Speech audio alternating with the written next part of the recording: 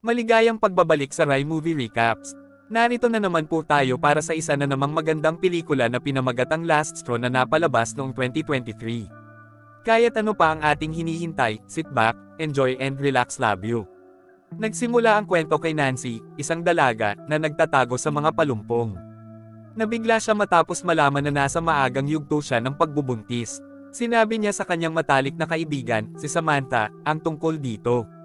Nang tanungin ni Samantha kung sino ang ama, inamin ni Nancy na hindi siya sigurado dahil kamakailan lang ay nasangkot siya sa ilan sa kanyang mga kaibigang lalaki. Dahil sa pagkalito, napagtanto ni Nancy na ito ay resulta ng kanyang walang malasakit na pamumuhay at hindi alam kung ano ang gagawin. Si Nancy ay nagtatrabaho ng afternoon shift sa isang restaurant. Kaya nagmamadali siyang maghanda, habang nagpapalit ng damit sa kanyang sasakyan at nakikinig ng music, biglang nasira ang kanyang sasakyan, na naiwan siyang napadpad. Walang ibang pagpipilian, iniwan niya ang kotse at nagsimulang maglakad. Sa daan, nakasalubong niya ang kanyang katrabaho na si Bobby na palaging nagbibisikleta papunta sa trabaho. Siya ay humihingi sa kanya ng isang biyahe, at siya ay sumang-ayon. At tinutulungan siyang makarating sa restaurant sa tamang oras. Sa trabaho, nag-uulat si Nancy sa kanyang amo, ang kanyang ama, na kamakailan ay nag-promote sa kanya bilang manager. Ipinaalala niya sa kanya na maging mas responsable at magpakita ng magandang halimbawa para sa ibang mga empleyado. Sinabi rin niya sa kanya na may date siya sa gabing iyon kasama ang kanyang bagong kasintahan. Mula nang pumanaw ang ina ni Nancy ilang taon na ang nakalilipas, ang kanyang ama ay nag-iisa. Hiniling niya kay Nancy na pangasiwaan ang pagsasara ng shift habang siya ay nasa labas. Nang maglaon, habang naglilinis ng mga mesa, nakita ni Nancy ang natitirang plato ng beans at itlog ng isang customer. Nasusuka ang amoy niya at tumakbo siya sa banyo para sumuka. Napansin ni Jake, ang chef at malapit na kaibigan ng kanyang ama, na may mali. Hulaan niya na maaaring buntis si Nancy. Ilang sandali pa, hindi inaasahang pumasok ang ama ni Nancy habang masama pa rin ang pakiramdam niya. Upang matulungan siya, mabilis na gumawa ng dahilan si Jay, na sinasabing ang kanyang pagkahilo ay mula sa nasirang karne, na pinipigilan ang kanyang ama na maghinala sa tunay na dahilan. Si Nancy ay bumalik sa trabaho, ngunit ang gabi ay umiikot. Isang katrabaho na nagngangalang Petty ang aksidenteng natapon ng tubig. Dahil alam niyang may developmental condition si Petty, hindi nakikigulo si Nancy. Maya-maya, dumating ang isang grupo ng mga teenager na nakabike, na kilala sa pagdudulot ng kaguluhan sa lugar. Dahil ayaw nilang may istorbo ang restaurant, lumabas si Nancy para itaboy sila. Ang kanyang pagbubuntis ay tila nagiging mas sensitibo at mabilis siyang magalit, na humahantong sa kanya upang pag-alitan ang lahat, kabilang si Petty, na hindi pa rin nililinis ang natapon. Hindi napigilan, pumasok ang mga binatilyo sa restaurant na nakasuot ng maskara at nagkukunwaring nag-order ng pagkain. Nakilala ang kanilang intensyon, nagbanta si Nancy na tatawag ng pulis. Jake, overhearing her, realizes she's bluffing. Kasunod ng insidente, inilabas ni Nancy ang kanyang pagkadismaya sa staff, kasama sina Jake, Bobby, Petty, at dalawang iba pa. Pinapunan niya ang mga ito sa hindi pagtulong sa kanya na habulin ang mga bagets. Si Jake, ang senior staff member, ay nagmumungkahi na ang mga kabataan ay nagbibiro lamang at nag-overreact si Nancy. Sa pakiramdam na hamina ang kanyang autoridad, nagpasya si Nancy na tanggalin si Jake sa kabila ng kanyang tungkulin bilang pinagkakatiwalaang chef ng restaurant.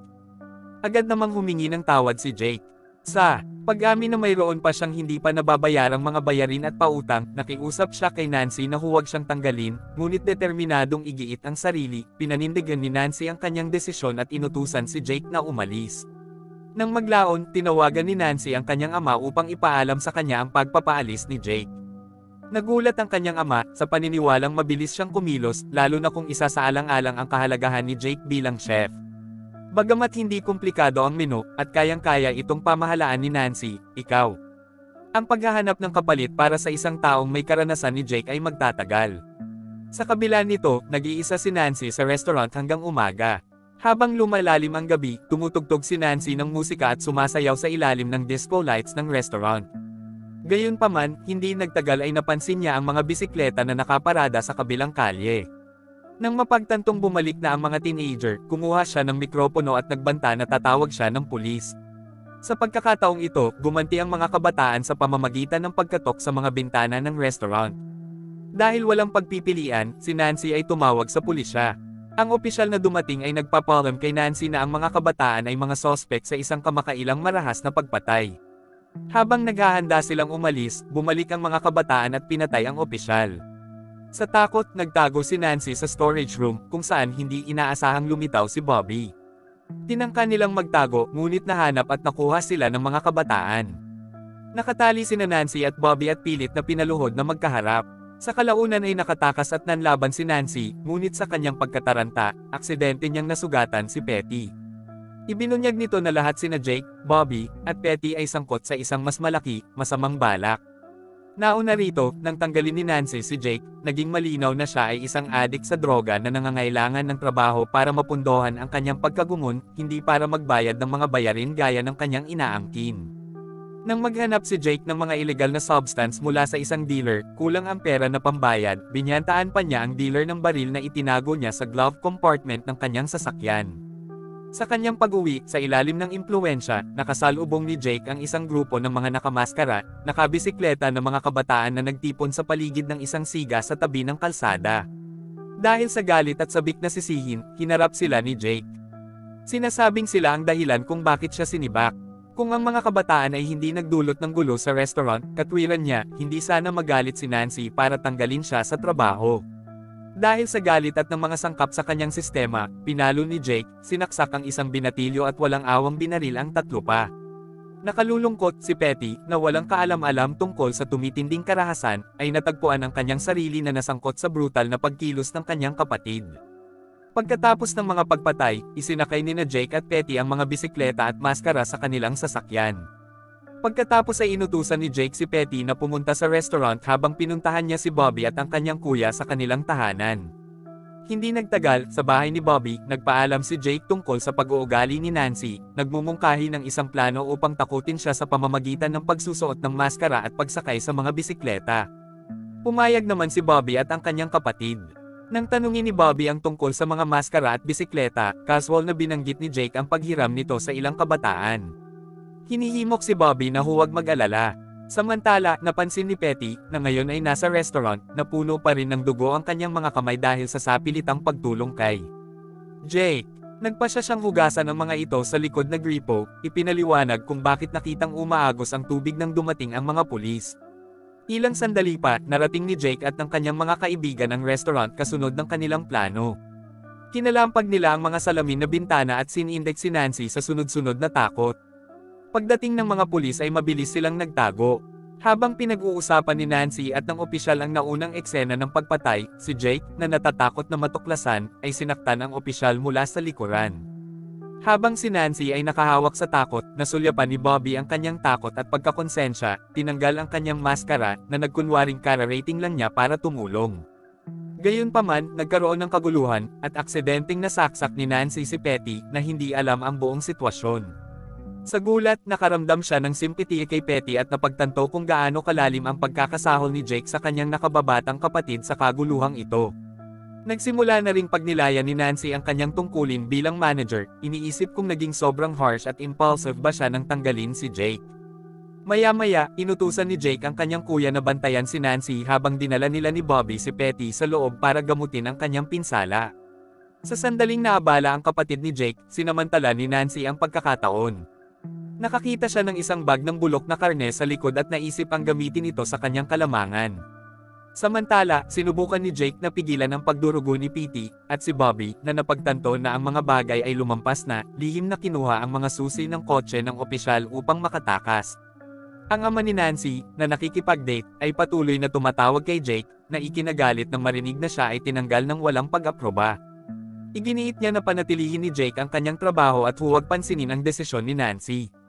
Gayunpaman, sa puntong ito, napakalayo na ni Jake at naiwan ang kanyang telepono sa kotse. Samantalang si Nancy naman ay hinahabol ng kapatid ni Jake.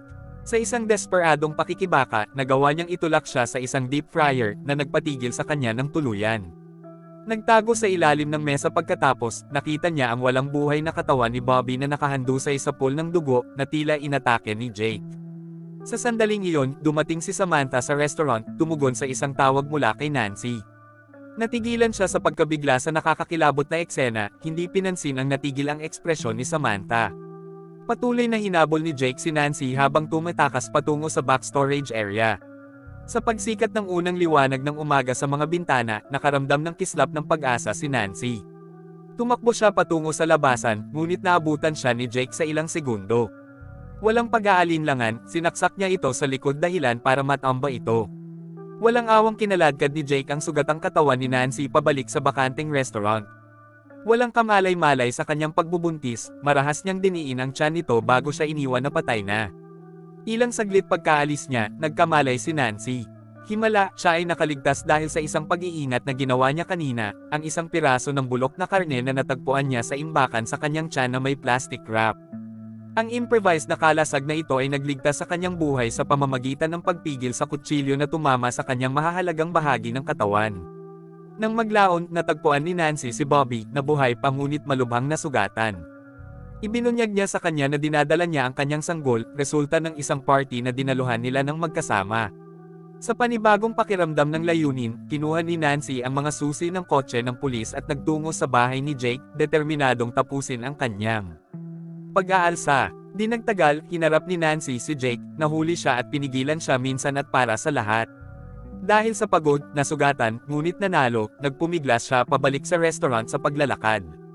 Pagkaraan ng ilang sandali, dumating ang kanyang ama, nalilito at nag-aalala, tinanong siya kung ano ang nangyari. At dito na nga nagtatapos ang pelikula natin para sa araw na ito. Maraming salamat sa panunood.